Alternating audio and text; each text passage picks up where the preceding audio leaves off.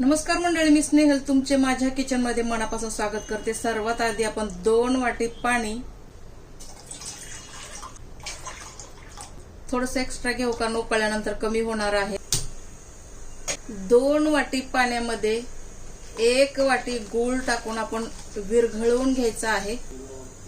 गूळ पूर्ण विरघळला आहे मंडळी। आपण आता हे पाणी बाजूला काढून ठेवू। चला मंडळी, कढईवरती ठेवलेली आहे। कढई आपण थोडीशी गरम करून घेऊ। कढई छान गरम झालेली आहे मंडळी। यामध्ये आपल्याला कमीत कमी अर्धी वाटी तरी तूप टाकावं लागेल मंडळी। तूप आपण छान कडकडीत गरम होऊ देऊ। तूप छान कडकडीत गरम झालेलं आहे मंडळी। हे 2.5 वाटी गव्हाचं पीठ आहे मंडळी। गव्हाचं पीठ आपण यामध्ये टाकूया थोडं थोडं करून।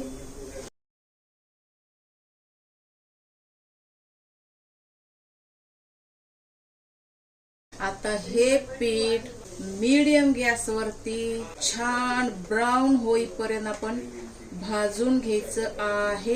गॅस मीडियम करायचा आहे मंडळी। हे पीठ भाजायला मंडळी जेवढं बेसनला वेळ लागतो तेवढाच वेळ लागतो। कमीत कमी 7 ते 8 मिनिट ह्याला भाजून घ्यायचं आहे। यातला पूर्ण कच्चेपणा काढून टाकायचा आहे।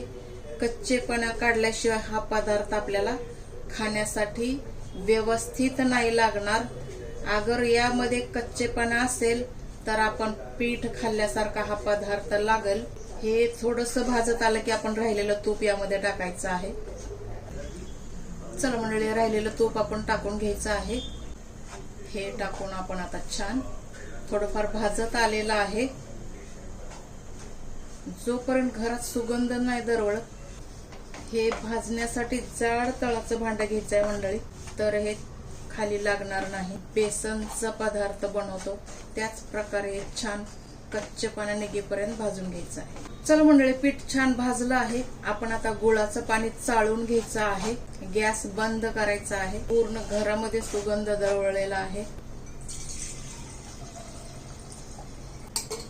थोडाफार कचरा असेल तर तो काढून घ्यायचा आहे। आपण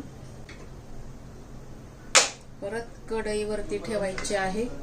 आपण आता हे गुळाचं पाणी थोडं थोडं करून यामध्ये टाकायचं आहे।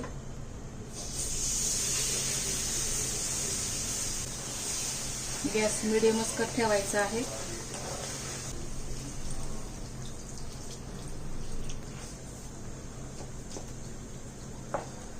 बेसन पूर्ण भाजलेलं आहे तर लम्स यामध्ये राहणार नाही। हे राहिलेलं सर्व पाणी आपण यामध्ये टाकायचं आहे।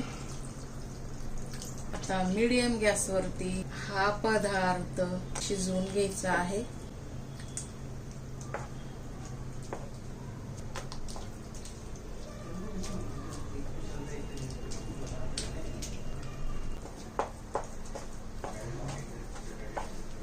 तुम्हाला असं वाटलं की यामध्ये लम्स आहेत असं मॅशर घेऊन मधले सर्व लम्स काढून टाका।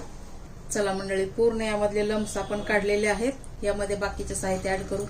हे बदाम, काजू आणि पिस्ते आणि मनुके आहेत। तुम्ही कच्चे टाका किंवा फ्राय करून टाका। आणि ही वेलची पावडर ही तर गरजेची आहे। हे छान मिक्स करून घ्यायचं आहे मंडळी। गॅस चालू आहे। आपण ह्याला आता एक दणदणून वाफ काढायची आहे झाकण लावून। तूप जास्त असल्यामुळे काय होतं की खाली लागणार नाही, जरी वाफ काढली तरी खाली लागणार नाही। ह्याला आपण एखादा मिनिट झाकण लावू मंडळी। चेक करू मंडळी आपण आता। चला, भक्कम वाफ आलेली आहे। गॅस आता बंद करायचा आहे। आपला पदार्थ आता खाण्यासाठी रेडी आहे।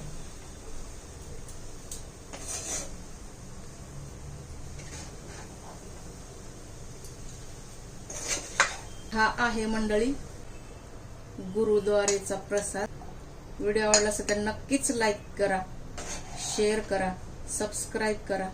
भेटूया आपण नेक्स्ट रेसिपी। तोपर्यंत स्वस्त रहा, मस्त राहा आणि सर्वात महत्वाचं हेल्दी राहा मंडळी।